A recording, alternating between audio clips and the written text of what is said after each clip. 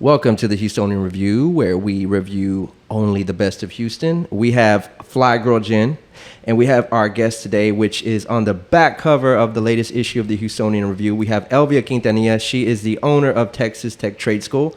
Thank you guys for having me. Absolutely. Elvia, can you educate us on what exactly your trade school does? Okay, so what we do in a nutshell is pretty much trying to bridge the gap in skilled trades for the workforce in a short sentence. That's what we're trying to do, but we're doing it while helping the community and advertising more to the underserved community because they don't know about these opportunities and the opportunities to be an entrepreneur in such a short time. So with these aspiring entrepreneurs, your trade school will offer them education for their aspiring career field, and do you offer placement for them in their trade field also?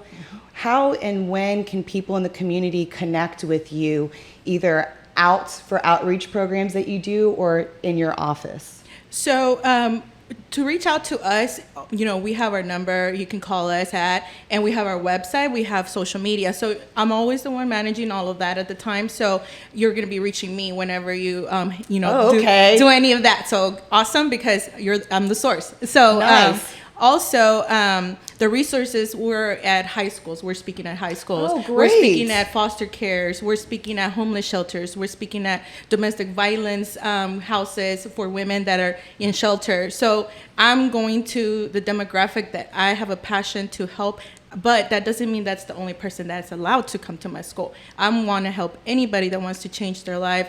It can be somebody that's been doing great in a career, but they just don't like it and they want to do something else for themselves. It can be somebody that has no type of opportunity and they really just think that there's nothing else left in life.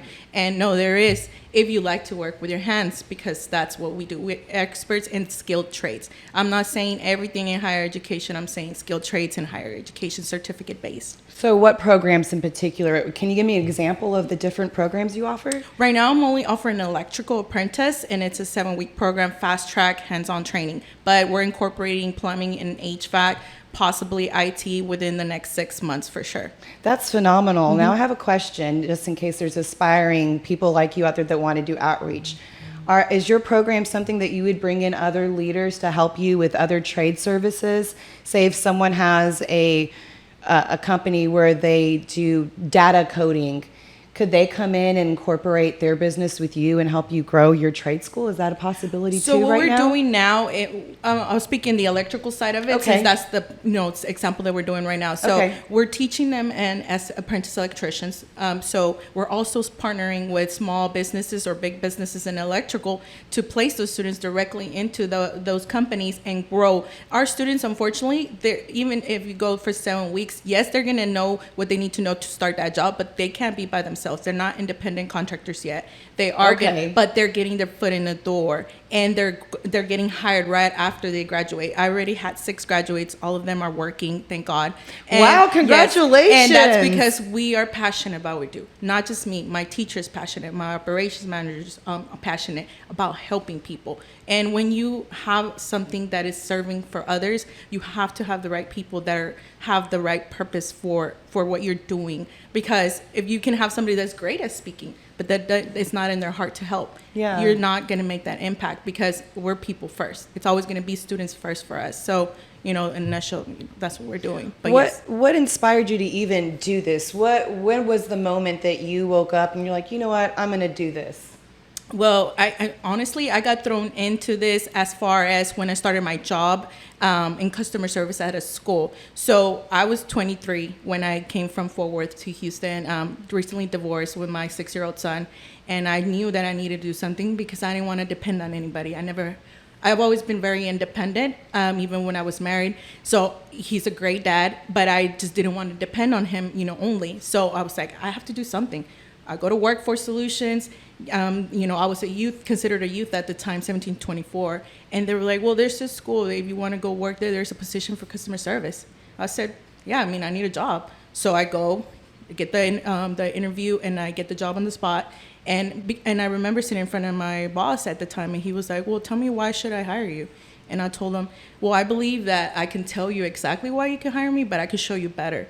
And that's really what got, he's like, Elvia, that was the one that got me for you to get hired. And I was like, I've always been more action than I can speak, but I've been more action and speaking about it. But because that people like to talk a lot, but they do not have the action. And unfortunately, in our communities, we need actions. So we need people that actually care enough about going out there and doing the work. So that's really how I got thrown into the job as far as the customer service side. And then I started seeing how this opportunity that I didn't know about could impact so many people. I started talking to students, and it was just my job at the time, but then I felt really passionate about it. I was like, we're helping people. They were coming in front of me crying, saying, thank you for this opportunity. These are second offenders. These are people that are homeless. These are people that, and it's not just the underserved community, people that just want to change, and they want more out of life, and they want to do it for themselves. So that, to me, made me feel like so empowering, because I was the one to be able to connect them to that. Being able to connect them to scholarship, because 90% of our students come at no cost to them. 90%. Wow. That means no debt, no loans. It's a complete grant from the state because we are approved by the state. So in partnership with Workforce Solutions, in partnership with districts of high schools, right now I have a group of high school students that just graduated in May. And right after graduation, a week after graduation, they started my program. Now they're midway. Their district, George F. Sanchez Charter School, paid all of their tuition. They take them to school. They pick them up from school. They provide lunch for them. I've never met a charter school that amazing. So shout out to them, because they're doing amazing things, and they pay their tuition for those students. And those kids, you see them, they're engaged, they're having fun, and they're learning. And I already have employers waiting for them to graduate. So just all of these things that came together, knowing about it, made me so passionate to learn more and more. So I started going to conferences with my other job. I told him, please let me know more. I want to help more. I just want to get involved. So he saw that I was able to do it. And I became, from customer service, I was head of admissions. And then I became, office manager. Then I became school director. That was assistant school director. That's the top of it. And unfortunately, 2 years ago, I had to branch out because it wasn't about our students anymore. So I don't care how much money there is involved. If it's not about the people, it's not for me, because that's how I sleep at night. That's how I see the future for my son. So it doesn't matter about the money. So I was getting great money, but I told him, I said, it has to be about our students. I'm not going to make you a millionaire for you to benefit from this only. People need to benefit from it too. So it wasn't like that anymore. I branched out, and I was like, everybody kept telling me, well, why don't you do it for yourself? You're already doing it for somebody else. And I was like, yeah, but the money, and I told myself, I really thought about it. And it was right when COVID started, 3 months after it. And I started seeing the greed of a lot of people. And I was like, okay, you got to do something. Either you work for another school, and I know that I can get a job with another school, or you do it for yourself and you succeed, or you do it for yourself and you fail, but you at least did it. And that's really where it started. And I got my DBA. A year later, I'm approved by the state. A year in August, again, it'll be 2 years that I have my business.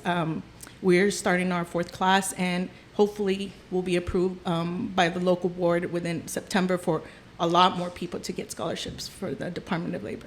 Thank you for sharing that personal story with us. And that's great, because as the founder of this trade school, you walk the walk and talk the talk, and you've done this and put in the work. And you're asking these people to take a chance on them, and you did exactly that. Yes. Especially during a terrible time.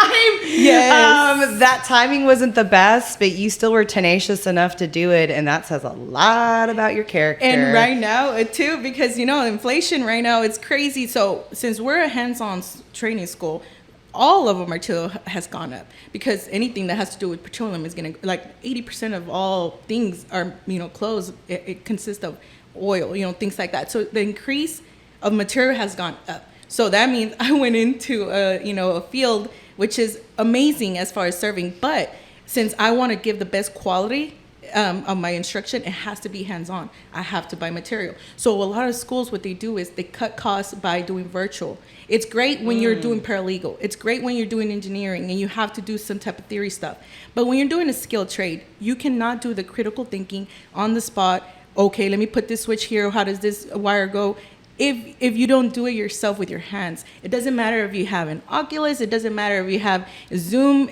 You cannot get that feeling of how to operate when you're there at the job. So, and that's what employers are looking for. And people don't want to listen. Skilled trades needs to be done and taught by hands-on. So people want to cut corners. Now, So I've actually been over to the school, and it's set up to be very efficient, very hands-on. Now, some people might ask, what separates you from, like the other trade schools? I believe is the passion, first of all, the real passion to help people. And then we want to see them succeed.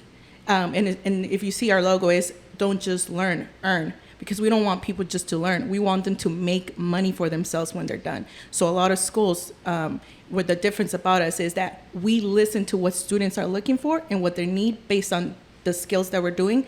We listen to our teachers, industry, people that have been in the industry, and then we listen to employers, the people that are going to be hiring them. Everybody always wants to get political with everything, and this is somebody's life, this is somebody's education. If they want to learn this way, then that's the way they're going to learn. They're kinetic learners, a lot of them. They're not going to sit for a long time. They've been told their whole life that you have to take a test for you to be smart and pass it with flying colors. No, you don't. You can be a kinetic learner like my son and have ADHD, not have to take medication if that's not what you want to do, because that's your belief, and engage them with something and they're not bored, and you will see the difference. These kids are not all troublemakers. They're not all, want to be in jail. They they don't know that there's something out there more for them. That's the thing. So when they're in your program, how long does it take from beginning to end, and how long is a day of training typically? What does that look like for the student? So again, we look at the student, the one we're teaching. So we have based our programs, the only one we have right now, it's a 200-hour program, fast track, and it's a 7.5-week program for the day, 8:30 to 3, Monday through Thursday. We do fast track because we know the type of student that we are going to get is somebody that needs to go to right away to work because either they have a family depending on them or they depend on themselves and they have nobody else. So they have the opportunity to go to other programs and do a longer trade. But if they a lot of them don't have that luxury or the time or the money. So they're going to come to a school that gives them the tuition at no cost because they qualify, comes to a school that's going to give them a hands-on because they're a type of kinetic learner, and then they're also going to be able to be placed because we have partnerships. So it's just people really don't think that it's possible to learn in 7 weeks electrical.